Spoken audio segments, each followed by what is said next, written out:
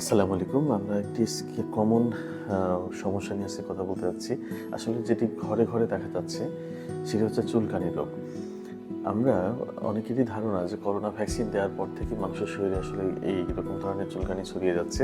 আসলে বিষয়টি এরকম না। বিষয়টি হচ্ছে যে এটি এতটাই কন্টাজিয়াস, ছোঁয়াচে এবং এটা যখন আমরা প্রপার চিকিৎসা না করছি তখন একজনের কাছ থেকে আরেকজনের ছড়িয়ে যাচ্ছে। এজন্য এটা একরকম মহামারীর দিকে আগাচ্ছে। এখনই সময় আমাদের সাবধান হওয়ার। আমি কিছু কমন স্কিন প্রেজেন্টেশনগুলো দেখাচ্ছি। এগুলো দেখলে আমরা মোটামুটিভাবে একটা ধারণা পেয়ে যাবো আসলে তার কোন ধরনের প্রবলেম। যেমন আমরা এখন দেখতে পাচ্ছি যে ছবিটা, এইটা হচ্ছে দেখুন এইটা এমন একটা চুলকানির একটা অংশ যেটি গোলাকার হবে এবং তার চারদিক দিয়ে এরকম ফোলা, ফোলা হবে এবং মাঝখান বরাবর সাধারণত তেমন কোনো কিছু দেখা যাবে না। কিন্তু চারদিকে একটা রিংয়ের মতো হবে, গোল চাকতির মতো। এই ছবিটা যদি দেখি আমরা এখানে দেখতে পাচ্ছি যে এই যে চারদিক দিয়ে একটা রিংয়ের মতো হয়ে আছে দেখেন, গোল এবং তার সুন্দর একটা ডিমার্কেশন লাইন দেখা যায়। এরকম যদি লাইন থাকে মাঝখানে সামান্য পরিমাণ আক্রান্ত থাকতেও পারে, নাও পারে, তবে চারদিক দিয়ে একটা সুন্দর লাইন থাকবে। এই যেখানে আমরা ফেসে দেখতে পাচ্ছি একটা সুন্দর একটা লাইন, এই লাইনের বাইরে আক্রমণ হবে না, যা হবে লাইনের মধ্যে। যদি এরকম আমরা একটা লাইন দেখতে পাই তাহলে এটাকেই বলা হয় টেনিয়াসিস বা দাঁত রোগ। আসলে এটি এখন সবচেয়ে বেশি আকার ধারণ করছে। এই যে এখানে আমরা দেখতে পাচ্ছি তার ফেসে হয়েছে এবং এই যে সুন্দর একটা লাইন দেখা যাচ্ছে। এটার সাধারণত এই পেরিফেরি বা মানে চারিদিক দিয়ে ফোলা অংশ দেখা যাবে এবং মাঝখানটা মোটামুটিভাবে ক্লিয়ার থাকবে। এটাও বেশ চুলকানি তৈরি করে এবং এটা আস্তে আস্তে প্রথমে ছোট আকার ধারণ করে, তারপরে আস্তে আস্তে এটা বাড়তে থাকে। এই যে এখানে আমরা দেখতে পাচ্ছি সুন্দর একটা লাইন, ডিমার্কেশন লাইন দেখা যাচ্ছে। যদি এরকম লাইন দেখতে পাই, এই যে এটা হচ্ছে কুঁচকিতে যেটা হয়, ঠিক সুন্দর একটা লাইন দেখা যাচ্ছে। এগুলো সবই হচ্ছে টেনিয়াসিস বা দাঁত রোগ। এই যে এখানে আমরা দেখতে পাচ্ছি যে গোল চাকতির মতো বা চাকার মতো এবং তার এই আমরা মনে রাখার বুদ্ধি হচ্ছে তার চারদিক দিয়ে এই জায়গাগুলো ফোলা হবে। এই যেখানে দেখেন কত সুন্দরভাবে একটা লাইন দেখা যাচ্ছে। এই যে একটা লাইন দেখা যাচ্ছে, এই যে এইটাও গোল চারদিকে লাইন দেখা যাচ্ছে। এরকমভাবে যদি আমরা গোলাকার চাকতির মতো দেখতে পাই বা এরকম সুন্দর লাইন দেখতে পাই তাহলে আমরা এটা বুঝবো টেনিয়াসিস বা দাঁত রোগ। এই যে এটাও একটি দাঁত রোগ বা টেনিয়াসিস। এটা হচ্ছে যেসব দাঁত রোগ ঠিক মতো চিকিৎসা করা না হয় অথবা ভুল চিকিৎসা করা হয় অথবা দাঁত রোগের সাথে যদি স্টেরয়েড ব্যবহার করা হয়, যেটা আমরা হরহামেশা করছি, তাহলে দাঁত রোগটা আস্তে আস্তে গোটা শরীরে এইভাবে ছড়িয়ে যেতে পারে। তবে এটি যতই ছড়িয়ে যাক এর সুন্দর একটা ডিমার্কেশন লাইন থাকবে। এগুলো ছিল আমাদের দাঁত রোগ। এটা ছাড়া আমাদের আরেকটি কমন সমস্যা আছে, যেটি হাতে ছোট ছোট ঘামাচির মতো চুলকানির মতো হয়, যেটি প্রচুর পরিমাণে চুলকায় এবং পরিবারে খুব অল্প সময়ের মধ্যে হবে এবং পরিবারের সবাইকে ছাড়িয়ে যাবে। বিশেষ করে ছোট বাচ্চারা যারা স্কুলে যাচ্ছে সে বাচ্চাদের এই ছোঁয়াচে রোগটা বেশি হয়, বাচ্চাদের থেকে বাবা মাদের হয়।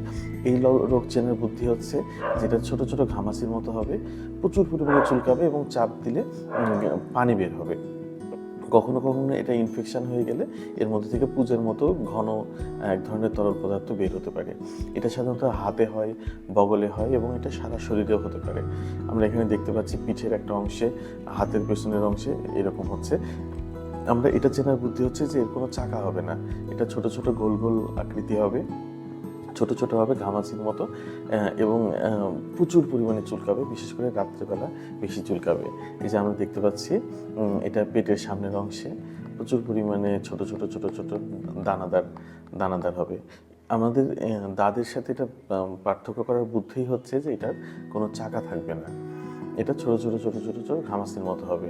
এই যে আমরা দেখতে পাচ্ছি এই এই অসুখটাতে এইটাকে আমরা স্ক্যাবিস বলি। এই স্ক্যাবিস হলে আঙ্গুলের ফাঁকে বা হাতে পায়ে হওয়ার চান্সটা খুব বেশি, বিশেষ করে হাতে বেশি হয়।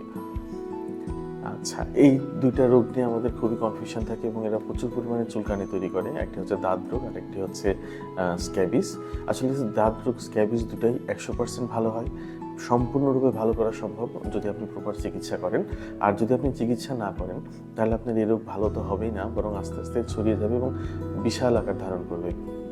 মজার ব্যাপার হচ্ছে যে আমাদের কাছে যখন এই চুলকানিগুলো নিয়ে আসে তখনই আমরা স্টেরয়েড জাতীয় ওষুধ যেমন বেটামিথাসন, ক্লোবেটাসল, প্রোপিওনয়েড, আমরা আসলে এগুলোকে সর্বরোগের ওষুধ মনে করি, আমরা ব্যবহার করি। যখনই এগুলো ব্যবহার করি তখন আমাদের শরীরের রোগ প্রতিরোধ ক্ষমতা কমে যায়।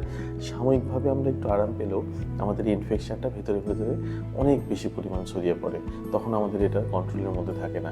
আপনারা সবাই এই ভুলটাই করেন এবং এই ভুলের কারণে আমাদের ট্রিটমেন্ট দেওয়াটা অনেক কঠিন হয়ে যায়। আমি আরও দু একটি রোগ দেখাবো। যেমন এটা স্কিনের একটা অংশ, ছোট ছোট অংশ সাদা হয়ে যাবে। এগুলো সাধারণত বেশি চুলকায় না, কিন্তু সামান্য পরিমাণে সাদা হয়ে যাবে, যেগুলোকে আমরা ছুলি বলি। এইটার আমাদের মেডিকেল সায়েন্স এটার নাম হচ্ছে পিটিরিয়াসিস ভার্সিকুলার। এটা এক ধরনের ছত্রাকের কারণে হয়। এটাও ট্রিটমেন্টের মাধ্যমে সম্পূর্ণরূপে ভালো হওয়া সম্ভব। এটাকে কুষ্ঠরোগ বা সেতি রোগ এরকম ভাবার কোনো অপশন নেই। এটা চিকিৎসার মাধ্যমে এটা ভালো করা সম্ভব।